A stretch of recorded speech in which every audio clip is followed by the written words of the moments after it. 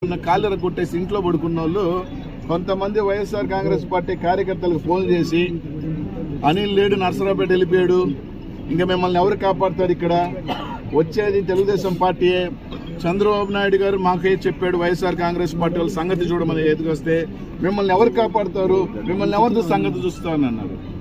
నేను నర్సరావుపేట పోయినా, అక్కడి నుంచి లేదా ఇంకొక దూరం పోయినా, నెల్లూరు నగరంలో వైఎస్ఆర్ కాంగ్రెస్ పార్టీ కార్యకర్తలకి కష్టం వచ్చినా నష్టం వచ్చినా ముందు వచ్చి నిలబడతా. నన్ను దాటే నా కార్యకర్తలు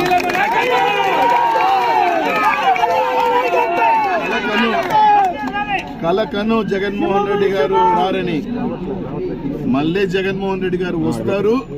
మళ్ళీ చెప్తా ఉన్నా, ఎవరైనా తోక జాడించి బెదిరించడం మొదలు పెడితే మళ్ళీ వచ్చి తోలు తాట తీస్తా.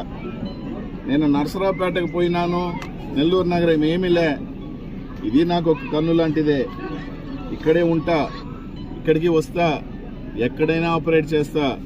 నా కార్యకర్తలు కానీ మా వైఎస్ఆర్ కాంగ్రెస్ నాయకులు జోలికి కానీ వచ్చి ఇట్లాంటి ఏదో బెదిరింపులు కానీ చేస్తే నేను రిలీజ్ కూడా చేయగలను ఆడియో. అని అసహ్యంగా ఉంటుంది. ఆ చీప్ గార్డ్ గారి గురించి, వాడి గురించి కూడా ఎక్కువసేపు మాట్లాడటం వేస్ట్ కాబట్టి చూపలా. కాలు ఎరగొట్టుకొని ఒక పసివాడు కాలు ఎరగొడితే ఇంట్లో పడుకున్నాడు, వాడిని కూడా ఏం చేయలేం. ఈడంటే మా కార్యకర్తలు టచ్ చేస్తాడంట. వాడు మగోడైతే టచ్ చేయమను.